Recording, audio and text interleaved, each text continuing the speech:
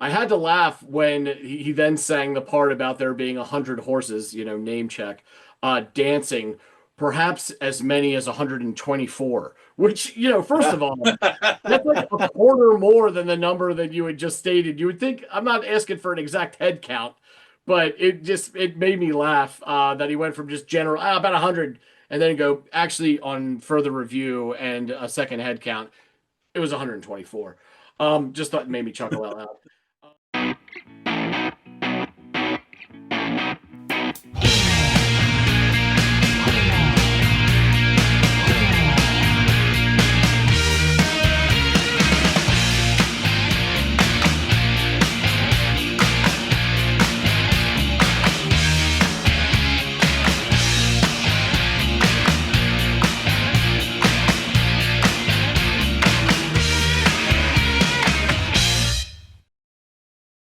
Hey, everybody out there. Welcome back to another episode of the Audiophiles. Andy, John, music.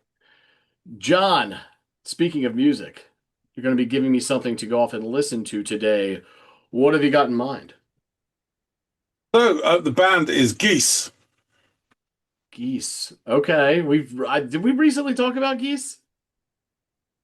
Yes, we It's did. probably ringing some bells because they are all over the place at the moment. But I sort of, yeah, it kind of went big in between. Well, kind of big in between me getting this album and putting it on the list, and then by the time I got round to it, it's everywhere.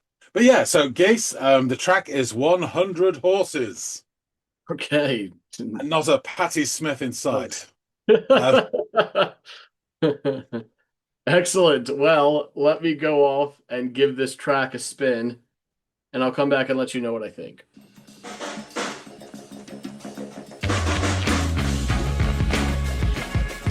That was interesting. Hold on a minute.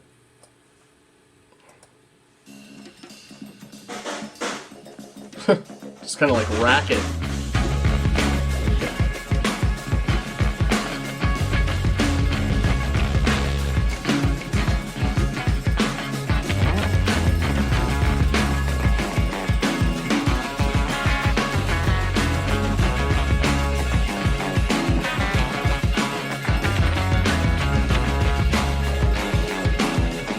Just one guitar that actually oddly reminds me of like the tone you'd hear in like CCR or something like that. It's got this classic rocky kind of sound to it. Hold on.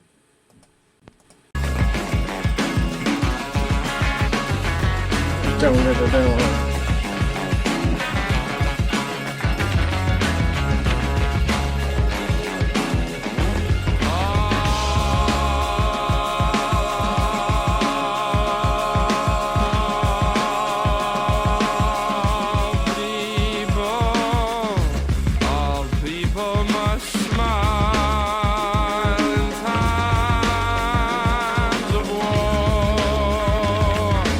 General Smith told me I would never smile again. Said that I would never smile again, but not to worry, for all people stop smiling once they get what they've been begging for. Yeah, I know that these guys are a more contemporary band, like, of the last, 5 or 10 years or whatever. But man, this sounds like it was recorded, produced and mixed in like the early 70s or something like that. It's got that very classic rock kind of sound and aesthetic to it, which, hey man, I'm here for it. That's mostly what I was raised on. So it's familiar in that regard, and yet not, this is not what I was expecting. I wasn't expecting so much of this classic rock sound to leak into theirs, but man, it sounds really cool.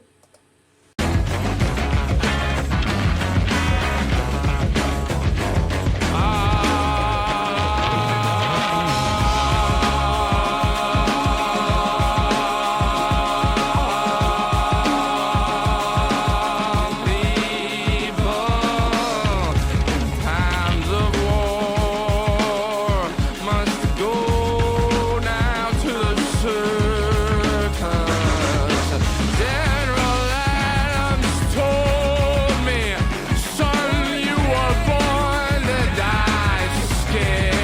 Ooh. So you said one day you will die scared, but not to worry, for all people must die scared or else just die nervous. Ooh. All people must die scared or else they die nervous. That's interesting. Yeah, yeah. It's sort of this, I don't know. I always think like fear is the other side of the coin on which bravery is featured. You know, you flip it. I think bravery requires fear because that's what inspires the bravery. Nervous just seems without action.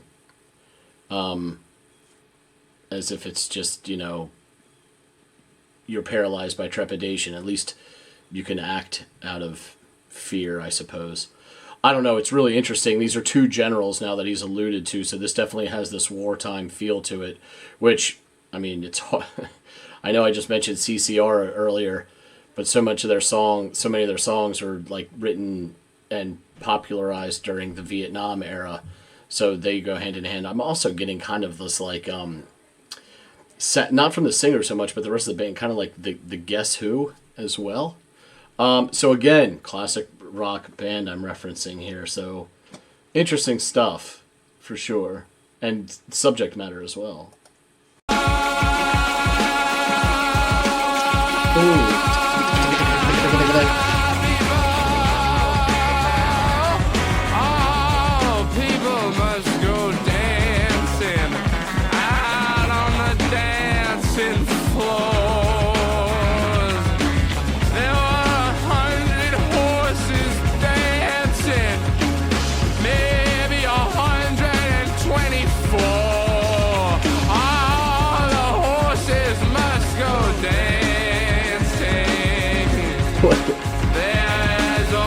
What did he say about there were 100 horses dancing? Which that's the name of the track, but he says maybe 124. It's I appreciate your attention to detail there, but let me make sure I heard that correctly. There were 100 horses dancing, maybe 124. All the horses must go dancing. There's only dance music in times of war. Ooh, ooh. I like that line, but now these keys.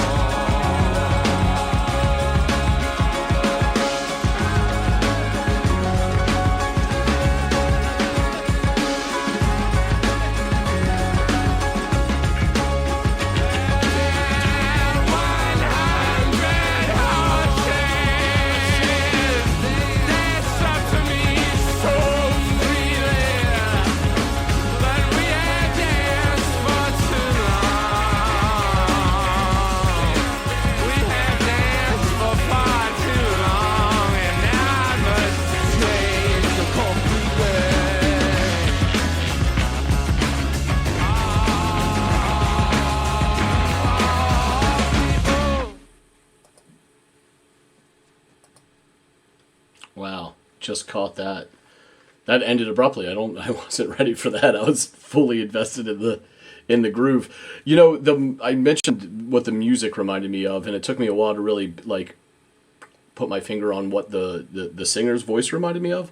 But it's almost like in a completely different environment musically, but the same sort of nasally kind of draw that you hear from your boy in the Violent Femmes, whose name is escaping me right now, but he has a similar kind of a slightly affected voice, and it sounded a bit like that as well. This idea of dancing in a time of war, he mentions that, and then all of a sudden the keys come in, and they start playing this motif that almost sounds like the keys are dancing across the soundscape. Yeah, this is a really cool sound. Surprising. I've talked about these guys have come up when we've discussed other bands from, I believe, the New York area.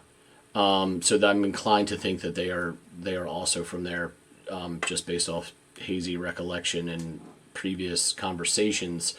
But for them to sort of tap into this kind of classic rock sound is intriguing to me, and again, not exactly what I was expecting, but I loved what I heard. I wonder if this is a good glimpse into their sound as a whole, or if they kind of do a little genre bending or jumping, in their, I don't know how many albums they have out to this point. I know they're pretty new, so I can't imagine that they have any more than like, 3 or 4 of them. But I wonder if this is a really good indicator of what they sound like. If it is, it's kind of like it's refreshing. Now, the connotation when I say refreshing is it's implied that I understand that what they're doing is not different than other music that's come before, but it's been a while, I think, since we've had stuff come along that maybe sounds like this, at least in the last, 15 or 20 years. So to tap into this kind of sound is pretty damn cool, if you ask me. And they're doing it really well and authentically, which I think makes it that much more enjoyable as well.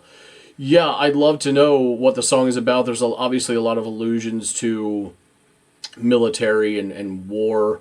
What these 100 or 124, if you're counting a second time, horses have to do with that. Perhaps John can shed light on that, as well as just tell me more about this band that I have only, vague recollections of conversations about, but never really invested time to listen to them. Now that I have, interest is piqued, and I'd like to know some more. To learn more about them, the album, their history, and this very interesting track, I'm gonna have to go back and catch up with John. So let's do just that. Lester Pigger, he's back. So you've had to listen to 100 Horses. See what I did there? By Geese. What do you reckon?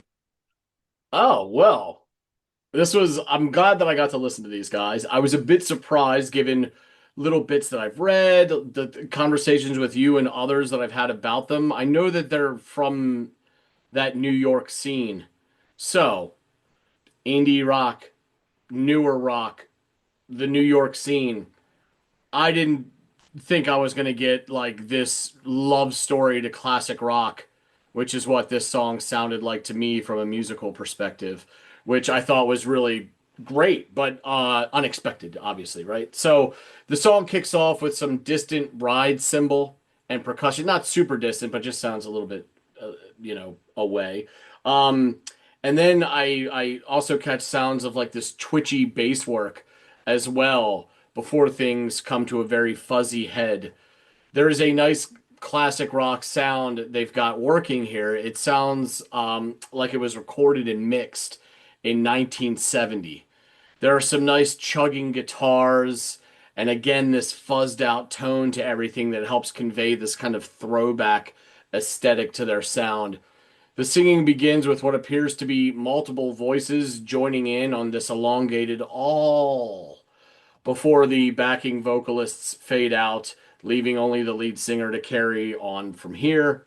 He sings, all people must smile in times of war," which is an incredibly evocative line to kick off the first stanza of lyrics. I feel like I could have cut and paste my same interpretation or experience listening to The Width of a Circle and how those opening lines sort of caught me as I could hear. They equally as applicable. So the music during the verse is giving me shades of like the Guess Who and CCR even in some of the way the guitar sounds, which is not a bad thing at all. There is some like great classic rock grittiness to the sound here, and I'm here for it. He continues to expand on the idea of smiling and how he was told by his general that he would never smile again, but that people stop smiling once they get what they've been begging for, which sounds almost like a threat, in a kind of a way, and it's, not pleasant.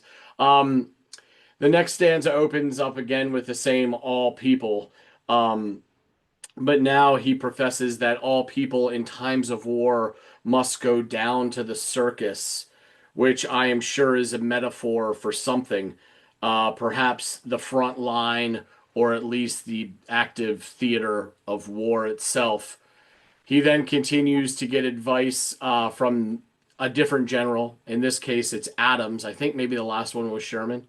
And he tells him that he will die scared, but not to worry, for all people must die, either scared or else die nervous, and that's really heartening. I did it did make me think though this idea that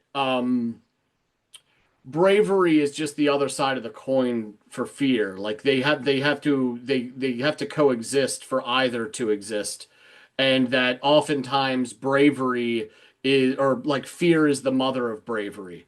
You have to feel that first in order to garner bravery, whereas nervousness is more of just like sitting on the fence, not doing anything, and it doesn't evoke action. You know, it evokes inaction and thought and not doing something, whether from born of bravery or born of fear, or like I said, because the two are intertwined, both. So that's as far as I went down that rabbit hole of trying to decipher meaning. During that last bit there's some nice bright picking guitar work that is actually kind of hypnotic there, a little beneath the surface. Again, I think he uses dancing in the next bit as a metaphor, as well as when he sings that all people must go dancing out on the dancing floor. I assume this means all people must face active duty in times of war. Who knows that this is my first listen and I'm just pulling things out of my ass here, but that's as best as I can come up with while I'm also dealing with listening to rocking grooves while trying to decipher metaphors about war that seem to come around every verse.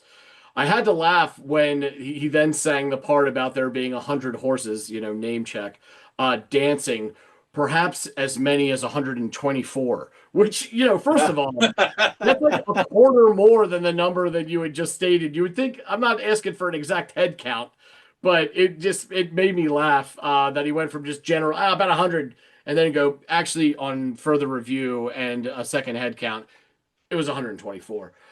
Just thought it made me chuckle out loud.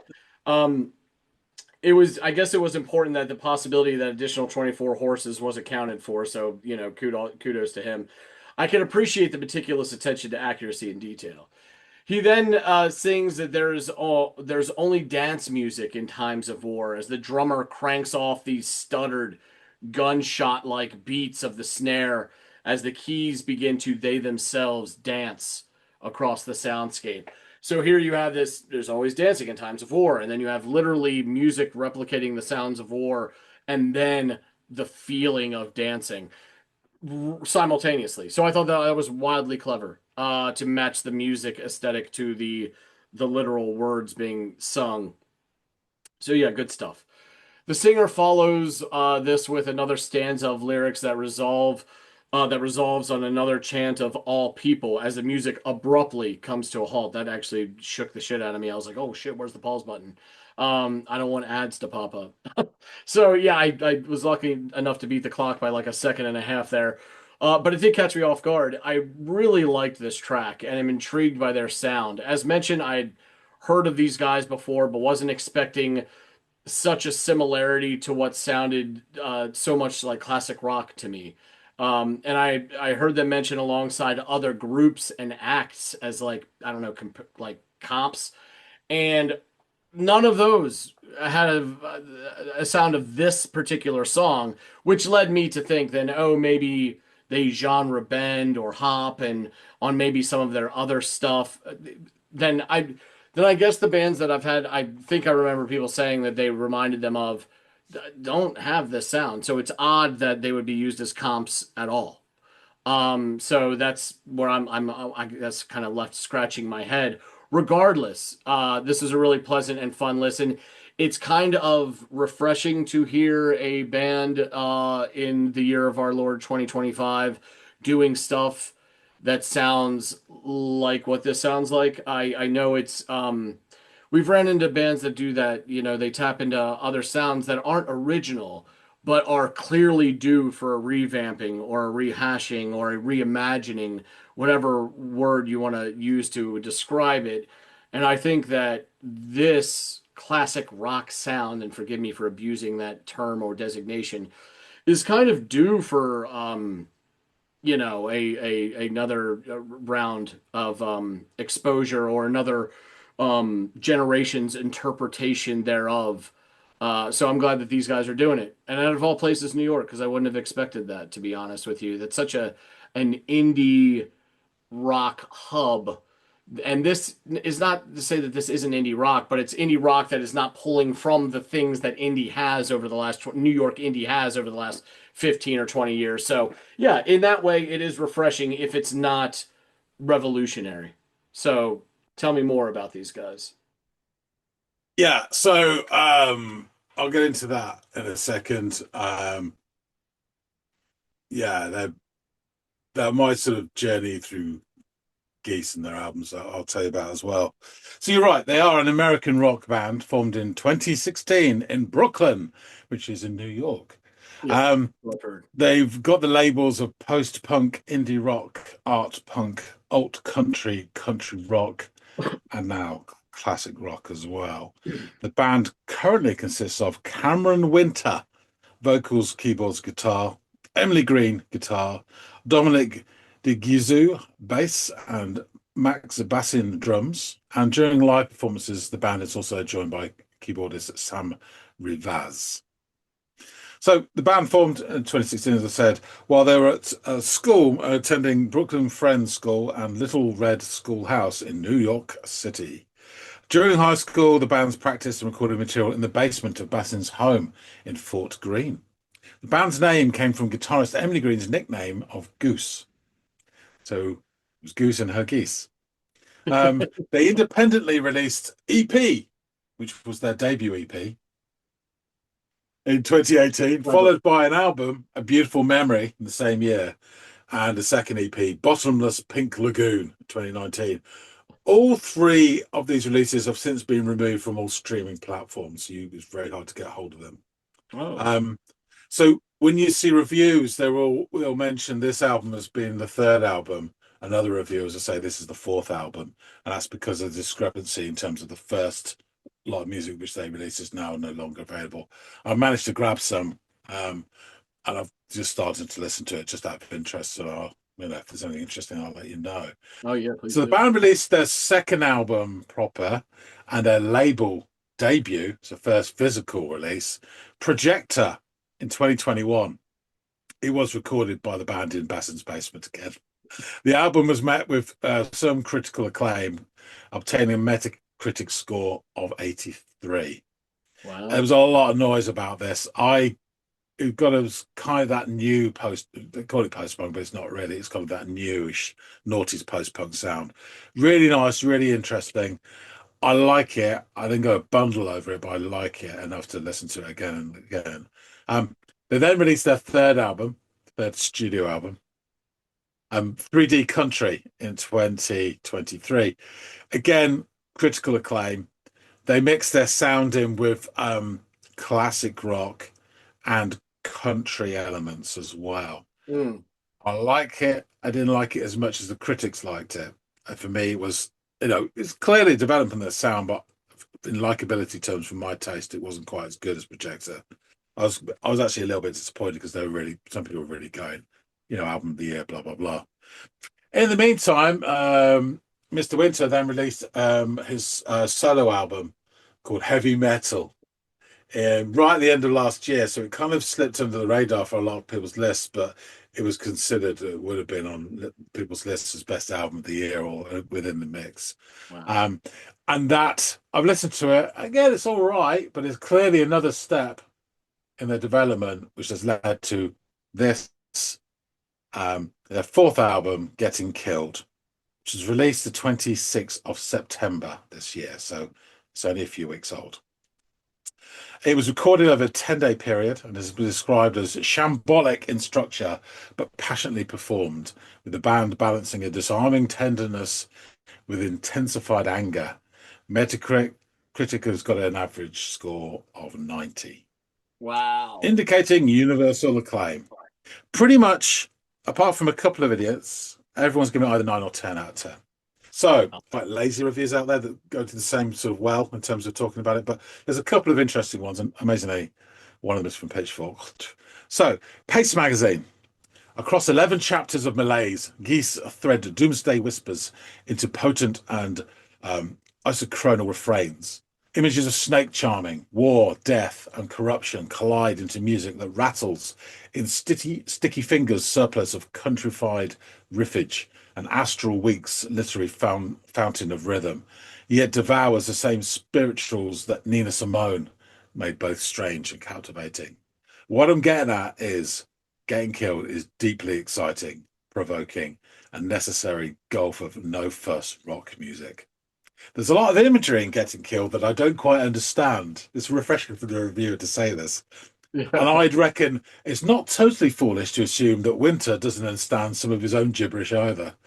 This is music without trend or institution, but driven by intuition and improvisation. When Winter garbles, I have been fucking destroyed by the city tonight. I'm getting killed by a pretty good life on the title track. You can suss the point he's making. But a passage like, I saw 100 horses dying, maybe 124, all horses must go dancing, is far more evocative before eventually collapsing into meaning. There is only dance music in times of war.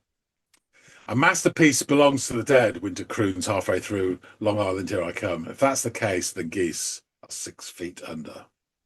And Pitchfork, their third album, their third album, Getting Killed, is their strangest and strongest work. Working with producer Kenneth Bloom, formerly known as the hip-hop luminary Kenny Beats. The quartet explores a clattering, groove-based sound, denying the structures of traditional rock music while following the same volleys of tension and release. Where their music once felt clouded by a history of hip NYC forebears, they now cast their future wide open. It's a style that favors cyclical repetition over crafted hooks, ecstatic bursts of melody that inspire some of Winter's most commanding writing. In an ominously funky track called 100 Horses, he assumes the perspective of a general during times of war. All people must die scared or else die nervous, he announces. So there you go. Lyrics. People. All people must smile in times of war. General Smith told me I would never smile again. He said that I would never smile again, but not to worry, for all people stop smiling once they get what they've been begging for. All people in times of war must now go to the circus. General Adams told me, son, you were born to die scared. So he said, one day you will die scared, but not to worry, for all people must die scared, or else just die nervous. All people must go dancing out on the dancing floors. There are 100 horses dancing, maybe 124. All the horses must go dancing. There is only dance music in times of war. 100 horses danced up to me so freely, but we have danced for too long. We have danced for far too long, and now I must change completely. Oh, people. Yeah, on that, it's interesting the analogy between dancing and war and stuff. The general bit, it's almost like it could be General Kilgore, Robert Duvall, just like saying, "Look, the smell of napalm in the morning." You feel that sort of, and out on the dancing floor, famously you got it out on the killing floor. There's all these analogies between that. So yes, it's really image laden, rich, but meaning wise, you can chisel away at it a lot you want, but you get the idea that war's not great. So yeah, since getting this album. It has really blown up across the internet as a critic's darling. Reviewers and critics stumbling over each other in the stampede to heap praise on this album.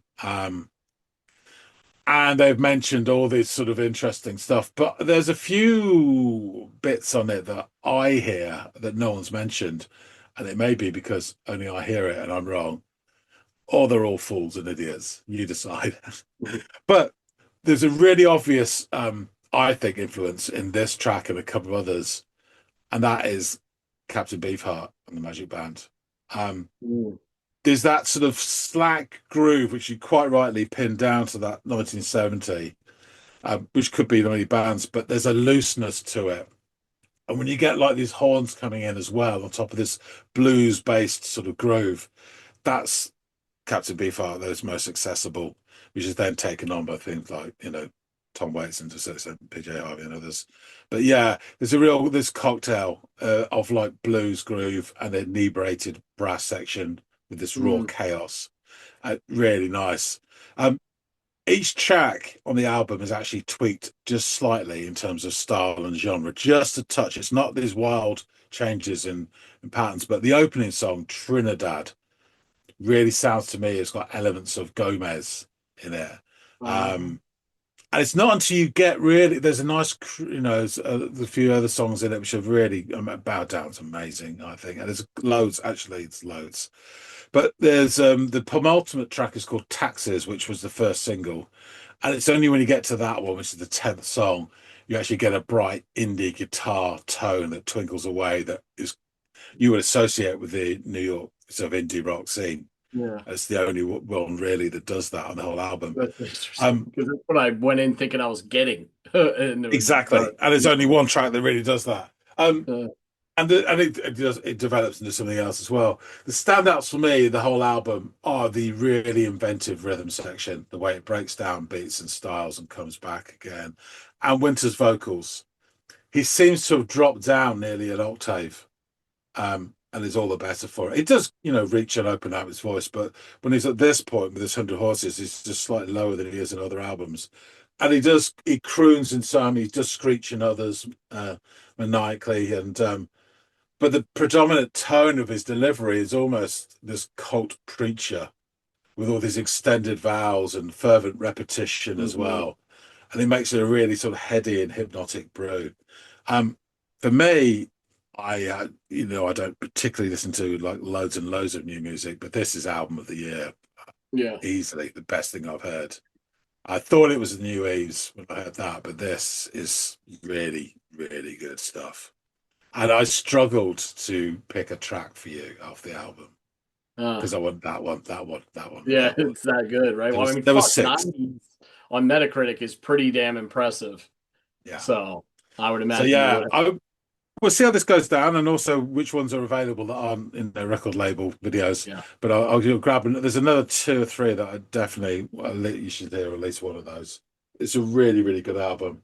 So I'll get you another track, and then you can go off and listen to it yourself after that. Good, good, because Um, I'm already interested to check out the preceding 2 or 3 albums, yeah, depending on how you look at it. So I yeah. think you probably may enjoy um, Preceding album more than I did.